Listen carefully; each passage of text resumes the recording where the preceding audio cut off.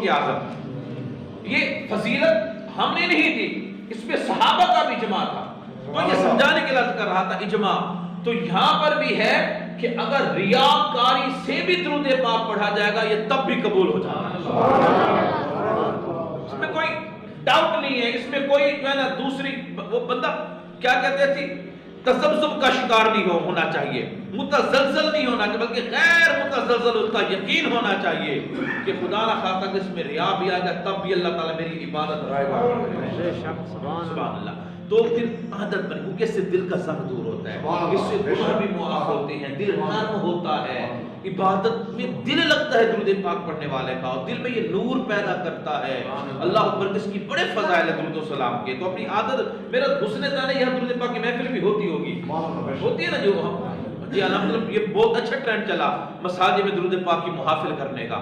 تو آئیے اور درود پاک کی محفل میں بیٹھا کیجیے، پھر اس کے بعد دعائیں جو ہوں ان میں حصہ لیجیے. دیکھیں اللہ تعالیٰ کیسے کرم نہیں فرماتا. حضور فرماتے ہیں جو غموں نے گھیرا تو درود پڑھو، گر ہے حاضری کی تمنا تو درود پڑھو. اگر کوئی اپنا بھلا چاہتا ہے اسے چاہے جس کو خدا چاہتا ہے، درود ان پہ بھیجو، سلام ان پہ بھیجو، یہی مومنوں سے خدا چاہتا ہے. ایک مرتبہ بابا جب اللہ درود پڑھ لیجیے.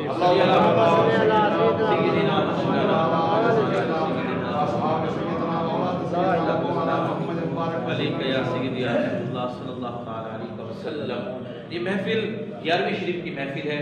حضور سرکار بغداد محبوب سبحانی قندیل نورانی شہباز لامکانی ابو محمد السید شیخ عبد القادر جیلانی حسنی حسینی ثم بغدادی رضی اللہ تعالی عنہ کی 11ویں شریف. جتنے بھی اولیاء عظام ہیں نا اس دھرتی پہ ہوئے، جتنے بھی ولی ہوئے یا ہوں گے یا ہیں یا جو نبی مثال فرمان کی بات ہو رہی ہے، اب دیکھیں ان سب کا عرس جو ہے نا وہ سال میں ایک مرتبہ ہوتا ہے. جتنے بھی بزرگان دین ہیں جو صاحب مزار ہوتے ہیں ان کے اعراض جو ہے عرس جو ہے وہ سال میں ایک مرتبہ ہوتے ہیں. مگر حضرت سیدی شیخ عبد القادر جیلانی میرے پیاری والے پیر، ان کا یہ مقام اور یہ ان کی خصوصیات میں سے خصوصیت یہ بھی ہے ان کی کہ آپ کا عرس ہر مہینے ہوتا ہے. یہ 11ویں شریف عرس کی ترکیب سارے سوال کرتے ہیں. آپ کا عرس منتھلی ہوتا ہے، ہر ماہ آپ کا عرس ہوتا ہے. حضرت غوث پاک رضی اللہ تعالی عنہ کا. اور بزرگ نے فرمایا جو ولی اعلی حضرت کا بلکہ شعر ہے کہ جو ولی قبل تھے یعنی پہلے تھے، جو ولی قبل تھے بعد ہوئے یا ہوں گے، سب ادب رکھتے ہیں میرے دل میں آقا تیرے. یہ آپ رضی اللہ تعالیٰ کی خصوصیات میں سے ہے. ویسے تو ہر ولی قابل عزت ہے، ہر ولی شان والا ہے، اس کا مقام بڑا ہے، اور ایسا مقام ہے جو نہ آپ کی عقل میں آ سکتا ہے نہ میری عقل میں آ سکتا ہے. جہاں آپ کی اور میری عقلیں دنگ ہیں، مگر غوث العظم شیخ عبد القادر جیلانی سردار اولیاء آپ رضی اللہ تعالی عنہ، کرامتیں بھی آپ کی بے شمار ہیں، آپ کا مقام بھی بے شمار ہے. میں ضمناً ایک بات کر کے پھر آپ کی ایک دو کرامتیں عرض کروں. اصل میں نے دوسری جگہ پر حیدری صاحب کو اللہ نے خوش رکھ کے مجھے حکم فرما کرے، کافی دنوں سے حکم فرما رہے تھے، جو میں نے کہا ان کے حکم کس دفعہ تعمیل ہو جائے. ویسے میں نے جانا دوسری جگہ پر تھا. بہرحال اس لیے یہ بتانے کا مقصد یہ تھا کہ زیادہ وقت نہیں دے سکوں گا، 10-15 منٹ کی حاضری. آمین بجاہ نبی آمین. جزاک اللہ. اگر کوئی کہنا تو اس پہ آمین بھی کہنا چاہیے. اگر کوئی جزاک اللہ تو آمین کہنا ہماری عادت نہیں ہوتی ہے. اگر کوئی آپ کو کہنا جزاک اللہ تو آمین کہنا چاہیے، یعنی اللہ آپ کو اچھی جزا دے. آمین، اللہ بھی اچھی جزا دے. اللہ آمین بجاہ نبی آمین. اچھا عرض کر رہا تھا غوث سے بات ہے کہ ہر ولی جو ہے نا سب سے پہلی بات اپنے ذہن میں بٹھائیے، سب سے پہلی بات اللہ کا جو ولی ہوگا نا وہ کبھی غیر عالم نہیں ہوگا. ولی کبھی جاہل بول دیجئے، ولی کبھی جاہل نہیں ہوگا. پاسی والی نہیں ہے، بات ممکن ہی نہیں ہے. ہاں یہ الگ بات ہے انہوں نے مدرسہ میں نہ پڑھا ہو، بظاہر انہوں نے مدرسے میں نہ پڑھا، انہوں نے کسی ادارے میں تعلیم حاصل نہ کی ہو، مگر ایک ہوتا ہے علم لدنی، ایک ہوتا ہے وہابی علم. ٹھیک ہے جی، جو بندہ کیا کہتے ہیں اسٹڈی کرتا رہتا ہے، پڑھتا رہتا ہے، مطالعہ کرتا رہتا ہے تو وہ حاصل کرتا رہتا ہے، اس پہ اس کو عبور ہوتا رہتا ہے. اور ایک ہوتا ہے علم لدنی، وہ جو اللہ رب العزت عطا کر دیتا، جس میں کسی مدرسے کا عمل دخل نہیں ہوتا، جس میں کسی کا بظاہر عمل دخل نہیں، بس کسی اللہ نے سینے سے لگایا اور سینہ کھول دیا، عطا کر دیا. اللہ اکبر کبیرہ. غوث اعظم شیخ عبد القادر جیلانی جہاں اتنے بڑے ولی ہیں وہاں بہت بڑے عالم بھی تھے. سبحان اللہ. محدث ابن جوزی، یہ مذہبی طبقہ جانتا ہے کہ ابن جوزی کون ہے.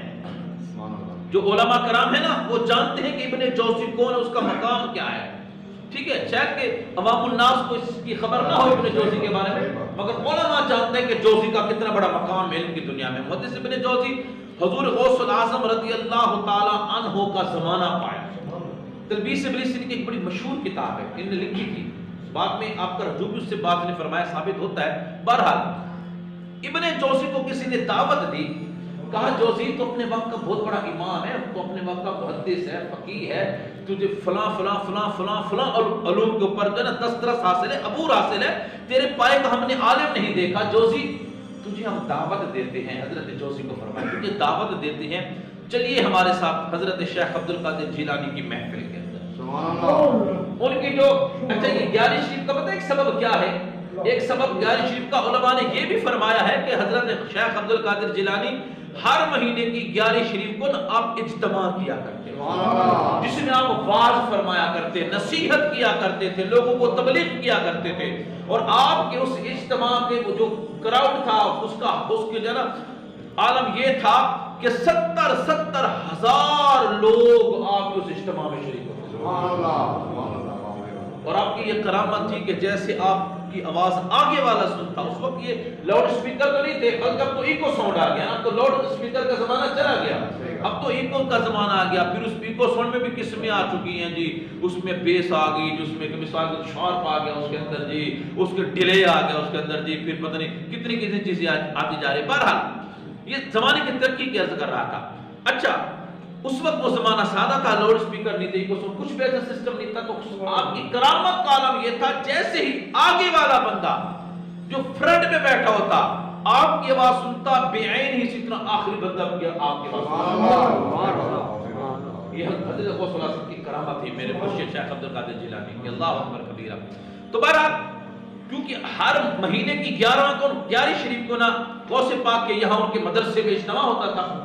تو کسی نے کہا جوزی علیہ رحمت سے آپ بھی چلیے محدث ابن جوزی سے. حضور چلیے نا. حضرت محدث ابن جوزی علیہ رحمت کے ساتھ چل پڑے. جب حضور غوث الاعظم کی محفل میں پہنچے نا، اس وقت خطاب فرما رہے تھے، واعظ فرما رہے تھے، خطاب آپ کا بیان ہو رہا تھا. آپ رحمت اللہ تعالی علیہ نے حضرت شیخ عبد القادر جیلانی رحمت اللہ تعالی علیہ نے نا ایک قرآن پاک کی آیت پڑھی اور پھر اس کی آپ نے تفسیر کی، ترجمہ، اس کے بعد تفسیر کی. تھوڑی دیر توجہ، لوگ تو آتے جاتے نہیں کہ صاحب اجتماع ہوا.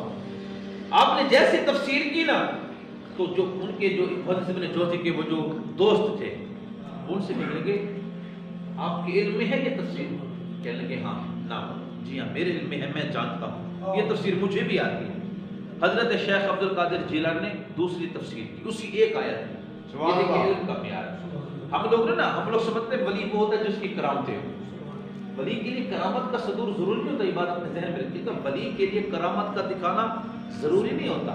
یہ نہیں کہ جو کرامت دکھائے وہ ولی ہے، یہ تو ہو نہیں. مفتی احمد یار خانیمی رحمۃ اللہ علیہ نے لکھا کہ کتنے ایسے اولیاء ہوں گے جنہیں قیامت کے دن پتہ چلے گا کہ ہم دنیا میں اللہ کے ولی تھے.